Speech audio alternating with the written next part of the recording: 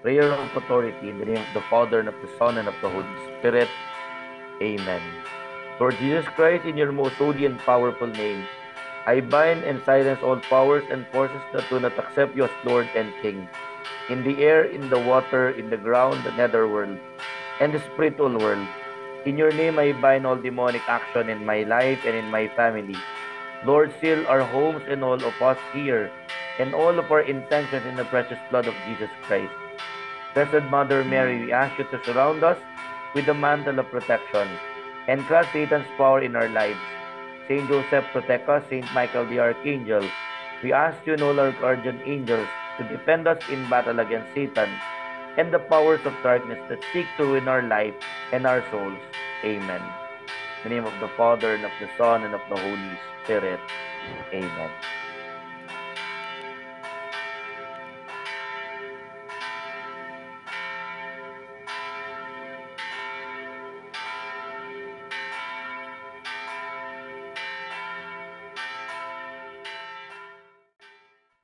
Kamusta po kayo mga kapatid? Dito po muli ang inyong kaibigang exorcist, si Father Carty Macalino, isa sa mga exorcist ng Archdiocese of San Fernando, Office of Exorcism. Nung minsan po, pumunta po ako sa isang sikat na bookstore, tinitingnan ko po yung religious section tsaka yung theology section. Sabi po noon, nagulat ako, meron po akong nakitang mga book about occultism, yung black magic, and meron din po akong nakitang about the Ouija board. Para pinapakita na ang mga ito ay parang isang laro lang, yan po yung mga kabataan na gogoyo at napapascinate na subukan ng mga ito. Alam niyo po, delikado po na laruin or gawin ang Ouija board. Dahil ang Ouija board po ay isang paraan ng mediumship para kontakin ang mga espiritu ng mga namatay. At yun po yung kanyang pinupunto. Yung Ouija board po ito para siyang isang board game na may mga letra, may mga numero. At gagamit po sila ng isang glass para po tukuyin, tanungin kung sino ba ang espiritu ng namatay na kanilang nakontak at natawag. Alam naman po natin na sa larangan ng spiritual liberation and exorcism, wala po tayong tinatawag na wandering souls. Sa ating pong pananampalataya at the moment of the particular judgment and sa kamatayan, ibig sabihin, ang tao ay uhusgahan na. Kung banal na banal siya, mapunta sa langit. Kung meron kailang linisin, mapunta sa purgatorio. O kaya naman po kung naging masamang masama, sila pupunta sa impyerno. Ibig sabihin, kung meron mo pong spirits na galing sa mga yumao na sa purgatorio, ito po yung nagpapakita sa mga banal na tao katulad ni Padre Pio, ni San Nicolas de Tolentino, or si Saint Gertrude the Great. Delikado po ang paglalaro ng Ouija board, lalong-lalo po sa mga kabataan, kasi ito po yung magiging portal, iko-contact ang evil spirits na akala ng mga kabataan o yung mga gumagawa nito ay kaluluwa ng isang pumanaw. Later on po, yung danger ng Ouija board, ang mga taong gumawa nito ay pwede pong makaranas ng mga extraordinary form of the extraordinary activities of the devil. Katulad po ng demonic oppression or at worst, yung demonic possession. Yung pong pag ating pong ginagamit ang Ouija board, we allow ourselves under the power of the evil one, and we allow the devil and his demons to penetrate our lives or our existence. Kaya po, mag-ingat po tayo pag ginagawa natin ang bagay nito out of curiosity. We are allowing the devil and his demons to have power over us. Ang Ouija board po ay isang kasalanan against the first commandment, thou shalt not have gods other than me. Kasi po ang mediumship po, yan ay nasulat na sa Old Testament, sa Book of Deuteronomy, and also doon sa ating pong libro ng Acts of the Apostles. Ano po yung dapat nating gawin para maiwasan yan? Unang-una, huwag pong laruin ang spirit of the grass or rather Ouija board out of curiosity.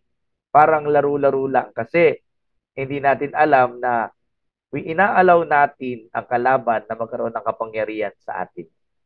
At pangalawa, ang importante, kung gusto nating maranasan ang spiritual world, we should enter the holy presence of God in prayer. Pumunta tayo sa banal na misa. Kasi sa banal na misa po, nagkakaroon ng communion of saints. Pag tayo po'y nagsisimba, hindi lang natin nakikita, pero nandun din po yung mga anghel at santo sa langit, kasama ang Inang Birhen Maria, kasama natin sa pagsisimba o pagmimisa.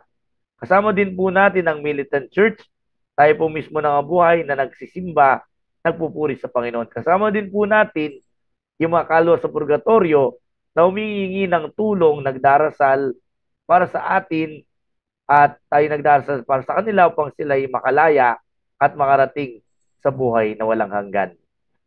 Sabi nga po ni Scott Hahn, the Eucharist is heaven here on earth. Mga kapatid, naway iwasan po natin ang mga occult practices because this can open us or make us prone from the power of the evil one and his demons. Ang dapat po nating gawin para mapalapit sa Panginoon ay to live in the state of grace, to strengthen our faith in the Lord, in our attendance to the holy sacrifice of the Mass, and we devote ourselves in praying the Holy Rosary. And we strive to become holy. Ang mga bagay na ito ang magpoprotekta sa atin sa lahat ng mga masama, kampo ng demonyo, at ito'y mas lalong mas mapapalapit tayo sa Panginoong Diyos na ating sinasampalatayanan. Again po, sa muling episodes po ng ating usapang exorcism and spiritual liberation.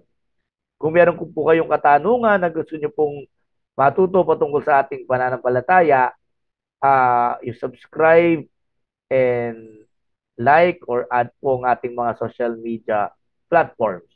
Ang Roman Catholic Archdiocese of San Fernando, Pampanga Office of Exorcism, ang ating pong Facebook page, o kaya naman manood po tayo sa ating mga previous episodes sa ating YouTube account, RCASF Office of Exorcism. Hanggang sa muling episode po ng ating usapang exorcism and spiritual liberation, tayo po yung magtatapos sa cleansing prayer. Cleansing prayer. In the name of the Father, and of the Son, and of the Holy Spirit. Amen. Heavenly Father, in the name of Jesus Christ, our Lord and Savior, by the power of the Holy Spirit, we pray that the cleansing power of the precious blood of your Son come upon us right now. Purify us and wash us clean with the blood of Jesus, from the top of our head down to the very soles of our feet. Let this blood penetrate the very marrow of our bones, to cleanse us from any entanglement, from whatever spirit we have come in contact with during the course of our intercession. Anoint us with the gifts of the Holy Spirit, and repress our body, soul, and spirit, and may the sign of your Holy Cross drive away all evil spirits from us. In the name of the Father, and of the Son, and of the Holy Spirit. Amen. Let us praise the Lord and give Him thanks.